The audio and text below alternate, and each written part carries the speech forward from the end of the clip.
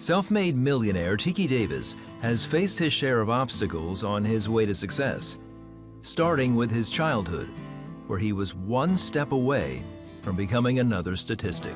When I was growing up in Odessa, we were murder capital of the world. The drugs, the crime, and a lot of that stuff was going on around here, and I was just a product of it.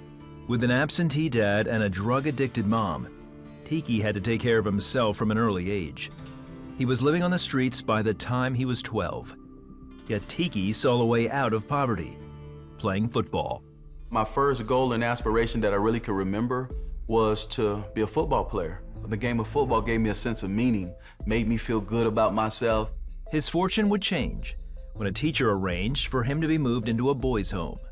At that time, 11, 12 years old was the first time in my life that I knew I was gonna have a stable place to live.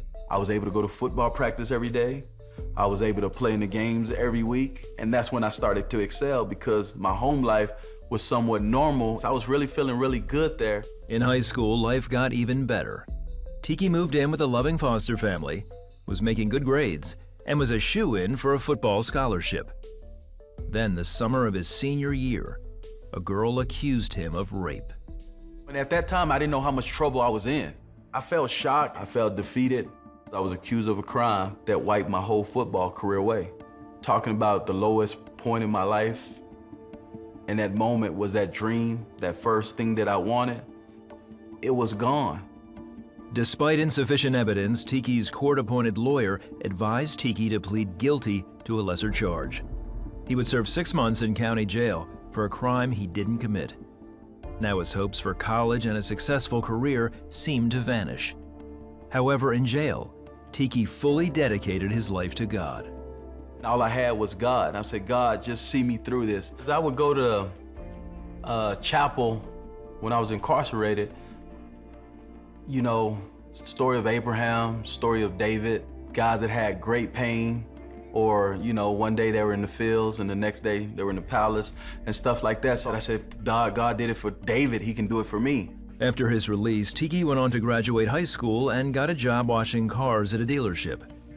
2 years later, the law changed, and he now had to register as a sex offender, not part of his original plea deal. Tiki knew that label would make life much harder. It made me feel like I was guilty, and that's when I really did get angry, because now you're on the internet. I prayed every day or every week when I was going through that time in my life, remove this case, remove this crime, remove this out of my life, God. I didn't know if God was gonna answer that prayer, but I never questioned God.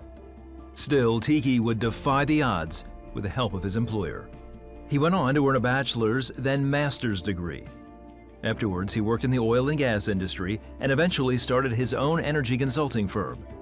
By 35, he was a millionaire and a pillar of the community. Yet he still carried the stigma of being labeled a sex offender, as the courts had refused to clear his name. Only thing that I asked him for directly, that I asked God for, was to remove this registry, clean my name. And I challenged the state of Texas to honor their original agreement. As his lawyer prepared his case, Tiki continued to trust God for justice. Then one day, he got an unexpected call. It was the woman who had accused him all those years ago. She says, Tiki, I've been wanting to help you for 15 years. She says, I know you're a good man, because I'm ashamed of what I did to you. So now, any anger or any malice that I had for her all went out the window, because now, this whole time, these 20 plus years, I think I'm the only one suffering. And she says, Tiki, I'm sorry. And I'm saying, I'm sorry. While Tiki had forgiven her, there was one thing that needed to be done. And I found myself telling her, I don't know if I can get this done without your help. If you tell the lawyers what you told me, then we should be good. So the woman recanted her testimony, and on May 17, 2018, Tiki Davis once again stood before a judge. The judge says, Tiki, I can't do anything about the state of Texas, can't do anything that happened in this courtroom before me, but I can do something today. And he says, moving forward, you're a free man. I'm gonna remove you from the registry today. And so, man, I cried, man. Today, Tiki is an award-winning entrepreneur, successful businessman, and motivational speaker. He says his faith in God is what carried him through the trials he faced and delivered him from his traumatic past.